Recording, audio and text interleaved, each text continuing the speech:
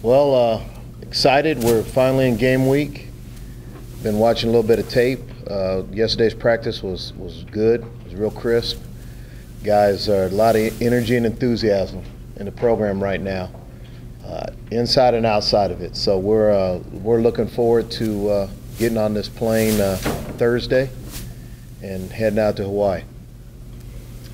Any questions?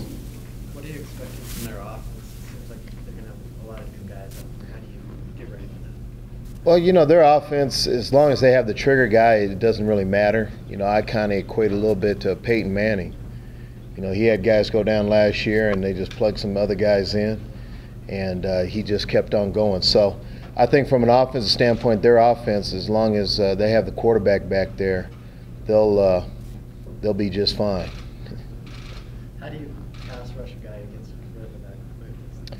Well, that's frustrating. When I coached defensive ends for 4 years, so I know sometimes when you play those guys that get the ball out quick, it can be frustrating because about the time you get there, now you have to turn and chase downfield on things. So we just have to do the best we can as far as pressure and try to get our hands up. That's one thing that you can do to try to help negate the quick throws, maybe to make them hold it a little bit longer. You have to be good at getting into your zone drops, so hopefully that, again, forcing them to hold the ball and maybe give your partner or someone else who's rushing an opportunity to get there.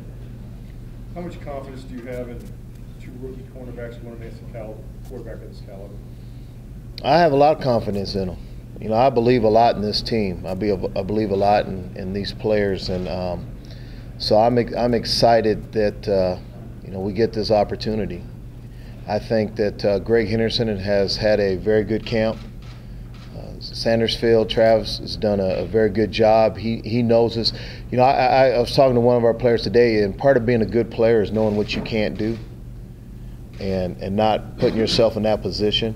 And Travis does a very good job of that. He does a very good job of using angles. He has good ball awareness. He's a physical player. So I feel comfortable with both of those guys being out there.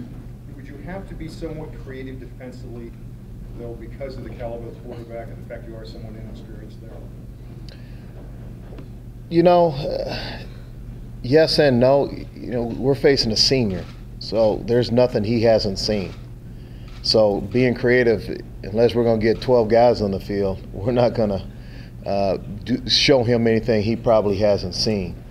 So what we have to do, and what I've been impressing on our team on the defensive side, is we have to do a good job of tackling. When you sit there and you look at that offense, when they get the big plays, when you don't make tackles, when an 8-yard gain becomes a 15, 20-yard gain, that's when you have problems, and that's when they start getting a little swagger, a little attitude in their offense, and really get rolling. So you have to do a really good job of tackling. What are your impressions of Hawaii's defense just based off last year's film? Their defense, from what I've seen, they're physical, they run. They're really good up front. Their two defensive tackles are real good players. I'm not even going to pretend to pronounce their names. I don't want to disrespect them, but they're very good players up front. They do a good job of getting push. When you watch their defense play, they play as a unit.